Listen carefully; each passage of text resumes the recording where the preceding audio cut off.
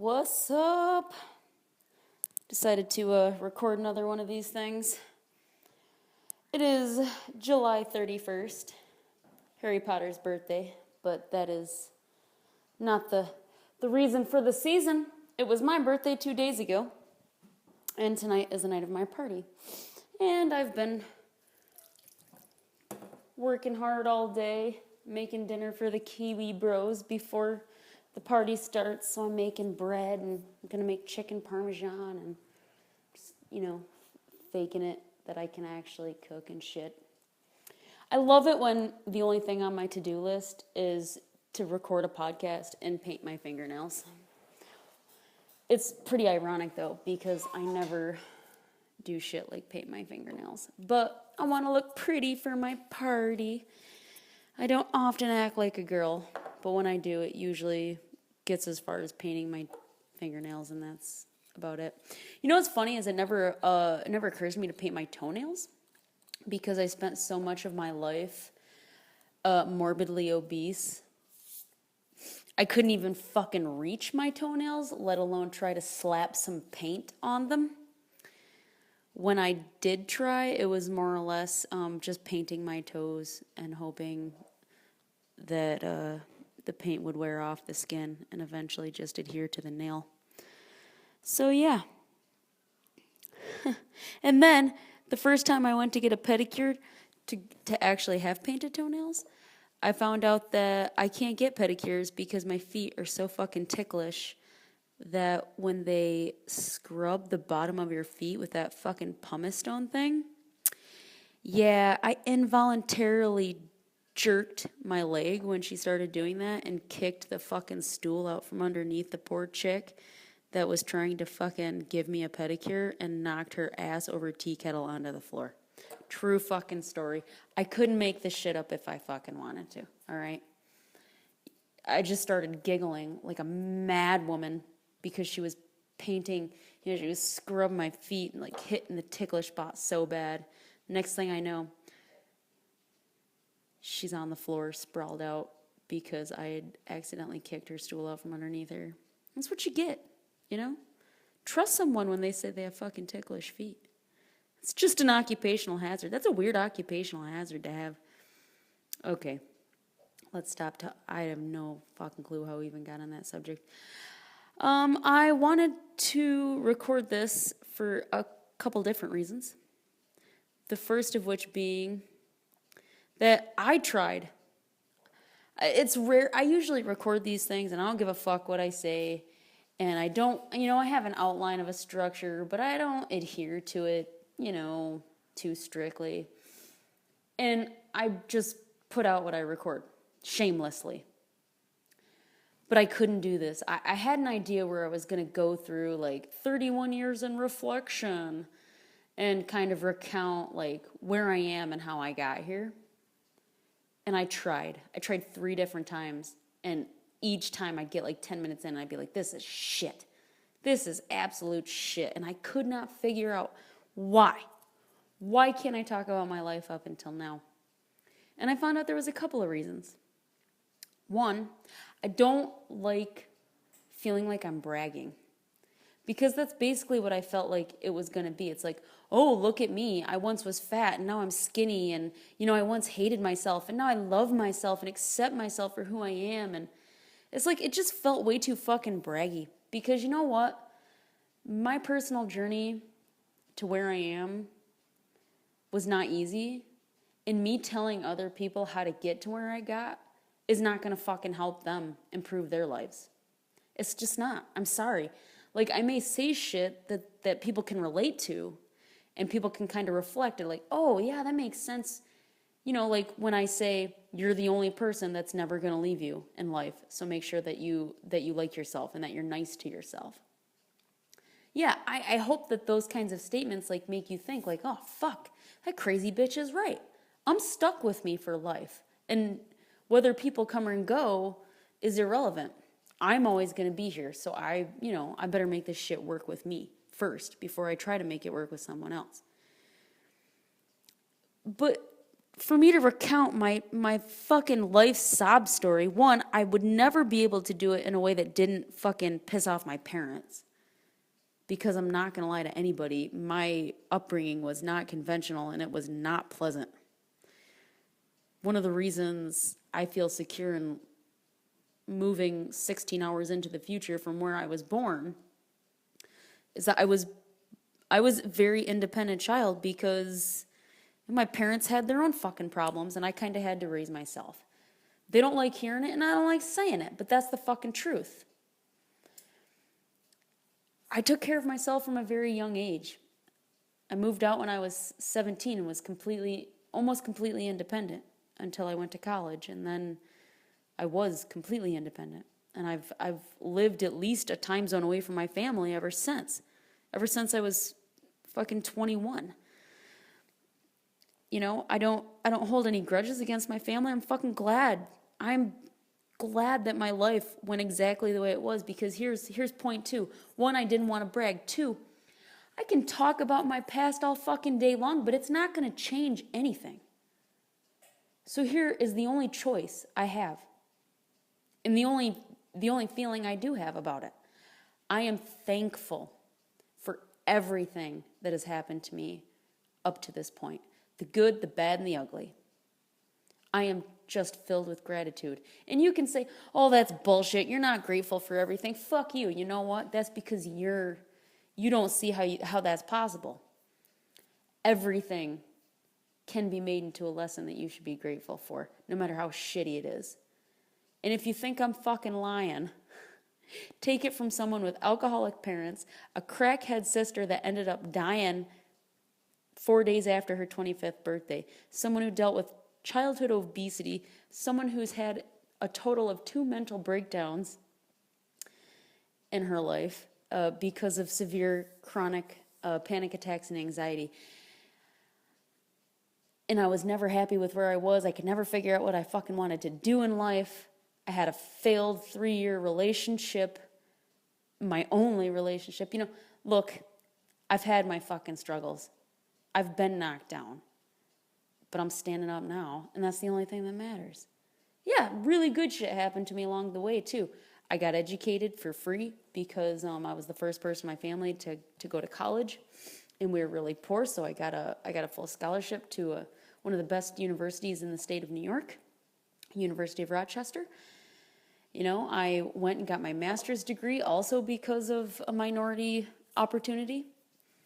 And even though I'm fucking so white you could get snow blindness from looking at me in the winter. You know, some great things happened, some not so great things happened. And none of it fucking matters. None of it matters because I'm in New Zealand where I've always wanted to be, and I don't ask me fucking why. Everyone asks me, why did you move here? I don't know. I had a dream about the place when I was like 20 years old, and ever since I've wanted to move here. That's it. I know that is the most anticlimactic story in the history of everything, but that's why I wanted to move here. I just felt like I needed to be here, and I follow my gut. And guess what? I'm kicking ass and taking names, so obviously my gut knows a little something. But I digress. Dwelling on the past is fucking pointless. The only thing that matters is I'm here and I'm happier than I've been, I think, since college. No, I don't think. I know. I'm the happiest I've been since college. Since the last time I was with my friends 24/7 and the world just seemed full of possibilities and endlessly happy and just one thing to look forward to after another. That is exactly how I feel. And it's because of my awesome flatmates, and it's because of my awesome coworkers, and everything's coming up fucking dandy.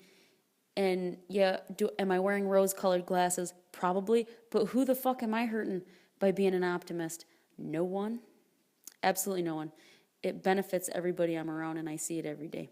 So, I'm going to go ahead and brag. I'm fucking 31, newly 31. It is the 31st. I'm going to party it up tonight, although not with booze.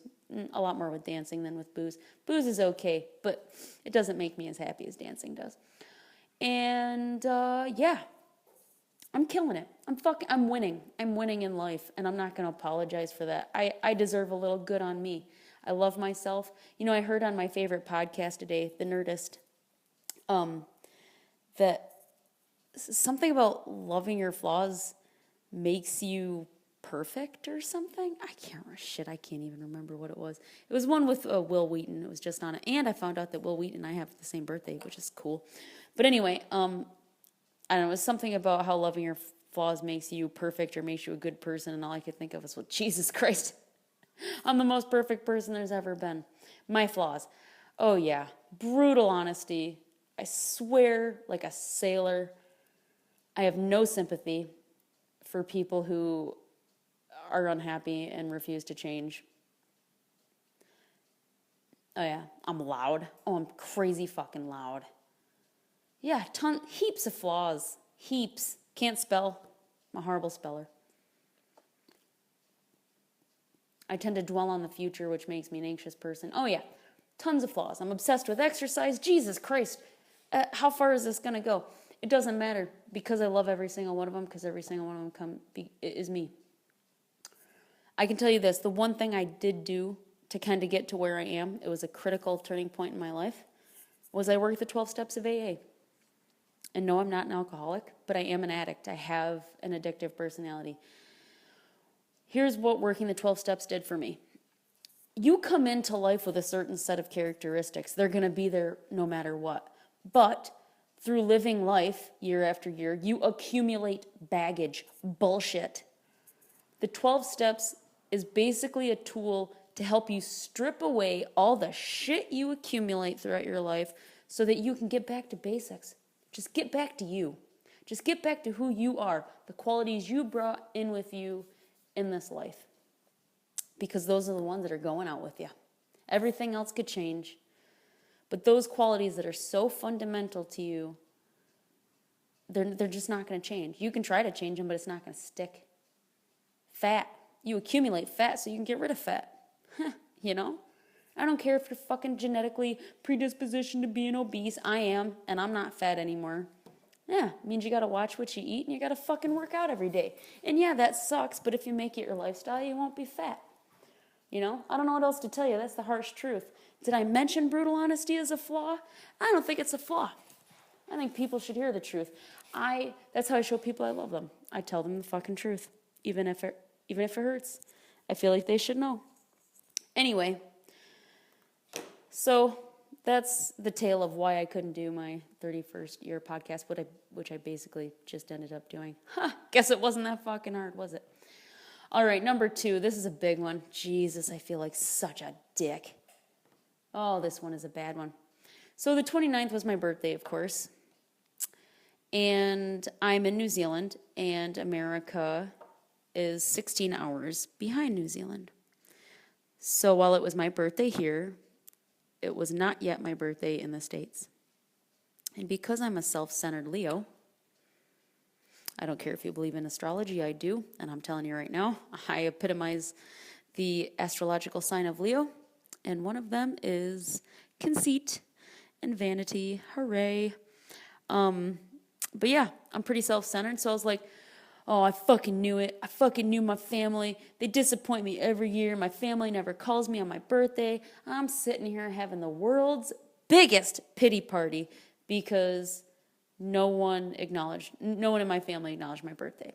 Meanwhile, I had the best birthday ever. Seriously, I can't even remember last time I had a birthday this good. I'm not sure. I think it was maybe when I was 5 or something stupid. I woke up. I read about it on fucking Facebook. I'm not going to, Anyway, suffice it to say, I had a stellar fucking birthday. But at the end of the day, I came home from work. And I was like, yep, I knew it. No one in my family got a hold of me. Blah, blah, blah. Blubber, blubber, blubber. Cry, cry, cry. And, before I went to bed that night, of course, I spent like an hour having an argument in my head with my family. You know how you have those arguments with people where you're telling them off wicked, but you're not actually, it's just in your head. You're having an imaginary conversation because that's the only way you actually have the balls to tell people off sometimes.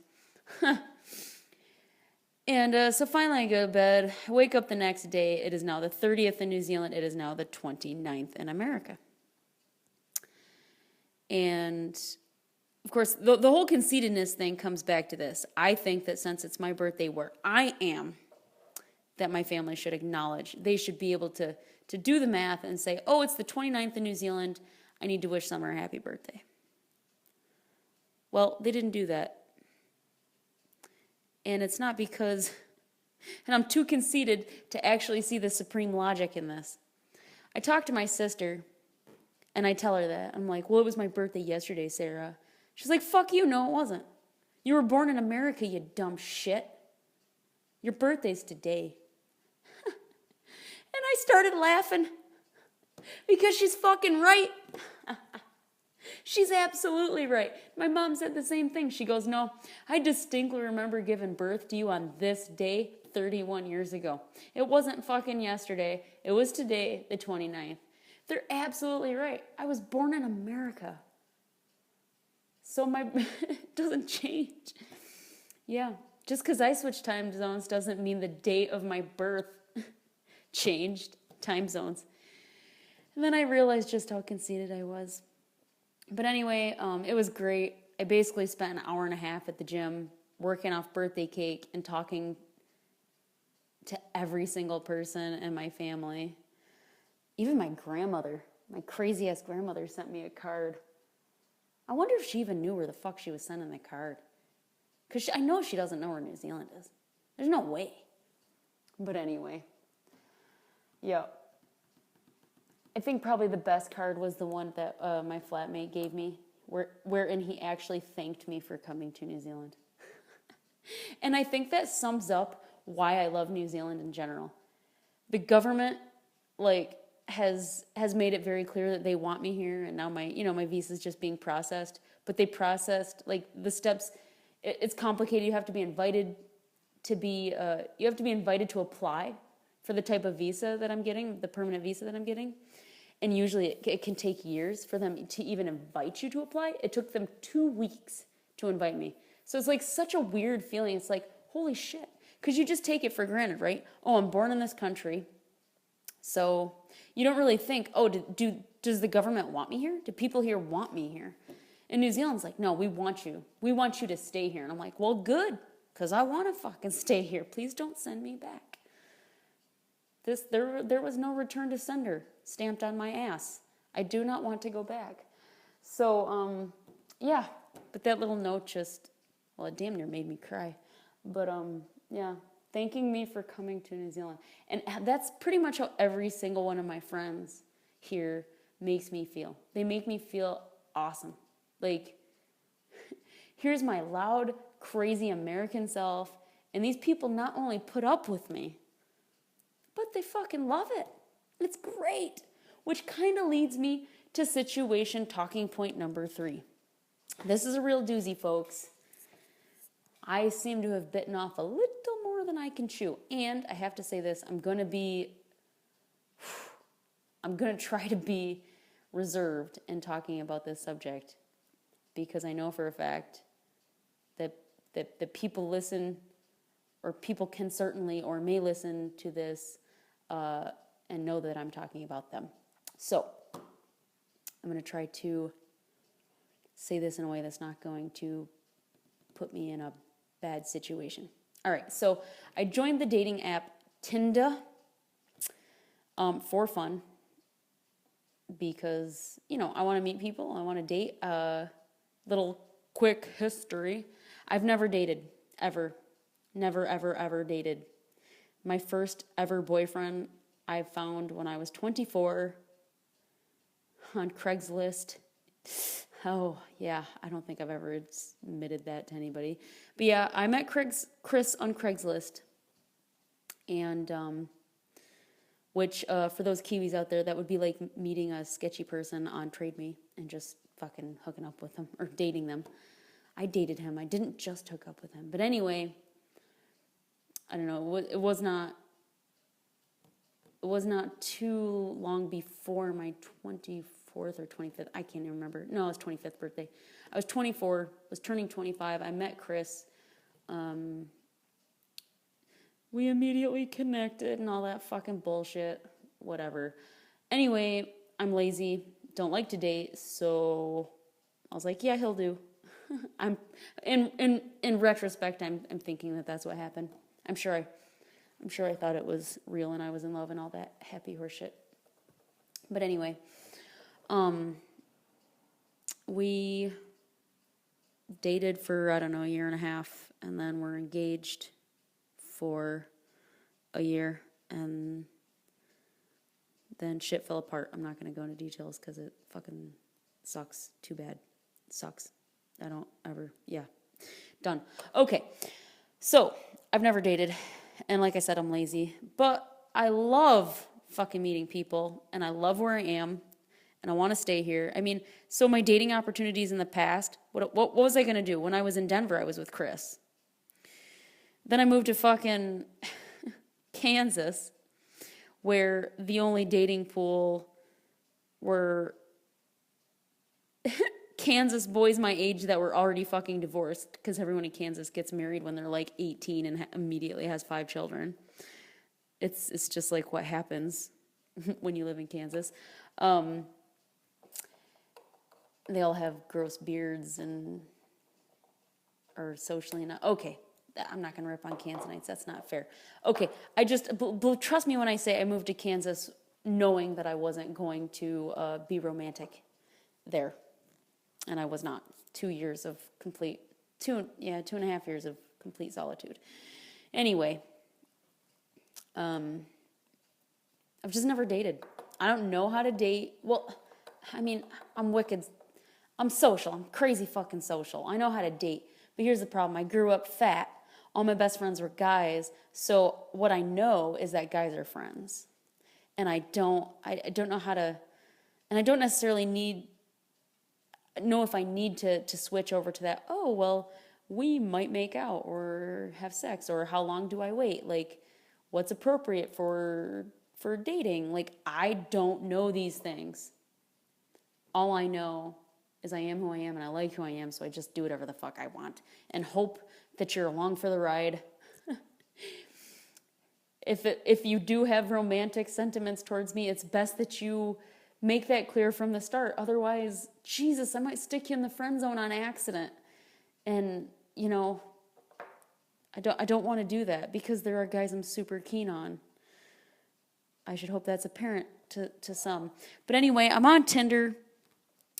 And I'm talking, you know, to a few guys. And I'm thinking, this doesn't feel right. I feel like I'm a whore. Like, I can't talk to all these guys at once. Like, I don't want to hurt anybody. And I'm like, Summer, get a fucking grip. You haven't slept with any of them. 2 of them you've never even met. You're just fucking talking to them on an online dating website, which I don't even like doing. If I'm gonna be your friend, I want to fucking hang out with you because you can't possibly understand my personality through text message. I am crazy, and you have to meet me in person to get that full effect. So, I only ever want to meet people, but I don't want to meet all these guys and them think, oh, well, you know, this is it. She likes me. Oh, my bread is done. French bread for dinner is done. Okay, I get it. Shut the fuck up. All right. Okay, anyway. So, because I don't know how to date, I don't know where the line is drawn. We're like, okay, I just painted my nails and I'm supposed to take this bread out and roll it and do shit, and I just painted my nails. God damn it, that was stupid timing. All right, I'm waving my hands like a fucking retard, trying to get my nails to dry. Anyway, I'm all nervous. I'm thinking, I'm anxious because I don't know what I'm doing. But I don't, if any one of these guys listens to this, here's what I need you to know. I will never, am not the kind of person to be physical with more than one person at a time. That's not me. And because I'm brutally honest, the second I say, hey, one of these guys has got my particular interests, I'm going to go in that direction for a while. If you want to, take a TO and table this, that's up to you. I know it's not fair for me to ask, but it is what it is. I will do that. I will have no qualms about that because I will not fuck around on people. That is wrong. That was why my relationship ended. It happened to me, and I will not do that. But this is the fucking 21st century, right? This is what dating in the 21st century looks like. Where you meet these guys on these online apps, and it's like, because I'm in this situation right now where I've met one of them, and I really like him. I really like him. When we're together, we connect. And we interact really well together. We have similar dispositions and outlooks, and it's just all good. It is literally all good with this guy. But to his own admission, he's not that great at texting. So when we're not together, like, I don't get a lot of positive reinforcement, so I'm left thinking, oh, shit, he's not that into me. Maybe I should pursue other things. I'm kind of left holding my dick, not understanding, like, what I should do with the whole situation. Meanwhile, there's these other two cats who I haven't met yet. I am meeting one tomorrow, but I haven't met them, but, like, they crack me up. The texting is great, but the texting isn't fucking real, people. What happens face to face is what real. This is what kills me with these 21st century interactions. Even though I know better, that I know I won't know how I feel about any of these guys until I'm in person with them. You still get caught in that trap. It's like, oh, well, I think I'll really like him because I've seen one fucking picture of him and he seems cute and he makes me laugh when he texts me. He. That's fucking retarded. That is retarded. I think Aziz Ansari says it best in his live from Madison Square Garden stand-up special. He talks all about, social media and what it's like to fucking date and how we get so hung up on text and misinterpreting text. It's why I'm leaning towards the guy that I'm leaning towards, because when we're together, it's awesome. I don't really care that when he texts, I'm kind of uncertain, because I'm not uncertain when we're face to face. Now, I don't know what's going to happen when I meet these other dudes. They could be great in person too, and then I will have some fucking decisions to make. It's gonna suck, but this is, I missed out on this part of life. I'm doing it at 31, which sucks. It's kind of like getting chicken pox. The older you are, when you get it, like, the more it hurts, the rougher it is on you. I'm running cold water over my nails to get them to dry. Shut up. That's what that sound is. Anyway, yeah, so I just feel like I'm going to make a fucking debacle of this. I just hope these guys understand. And, I'm not out to fuck anybody over. I just want to meet people that I can connect with. Maybe some of them will be friends, but I'm 31, guys, and it doesn't matter what your age is. You always want to meet someone that you can connect with on a deeper level. And, hey, I'm pretty sure I'm going to get my visa. But if not, I'm going to have to marry a Kiwi, so one of these guys can... I'm just fucking around. I would never do that. I would never marry someone for a visa. I'd rather... it's hard. I don't even want to say it. Yeah, I would rather go back to the States than just marry someone for a fucking visa, because that shit's not real. That shit's not real. Anyway, I'm not saying I'm going to fucking marry one of these dudes. I'm just saying, like, God, how retarded am I? 31 and don't know how to date. That's just... I'd say it's sad, but obviously it's funny. I wanted to share it because it's fucking funny. Especially with me, because I don't know how to act right anyway. I'll never forget, I just got to tell this story real quick.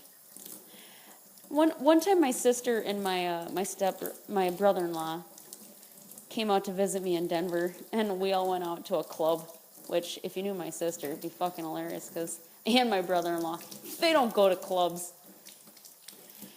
And just by happenstance, some of my graduate school friends were at that same club that night. And one of my friends, Tarek, was a very, very good-looking Palestinian guy. And I was there with Chris. I don't know how long Chris and I had been together, but it was a while. Chris and I had been together. And I was going on and on about how hot Tarek was. Fuck it, I fucked up one of my nails. God damn it. Yeah, I was going on and on about how hot he was, and my sister's like, what the fuck is wrong with you? You don't say that kind of shit in front of your boyfriend. But I never had a boyfriend, so I didn't know that. Yeah, that's a fucking metaphor for me. I just assume everybody else is going to be open and honest with me the way that I'm open and honest with them, so that my total honesty policy just kind of gets fucked over. Because I'm being mean to people and I don't even realize it. I just think I'm loving them by being honest. Yeah, my sister's like, you're a fucking moron. Oh, shit, that's still true.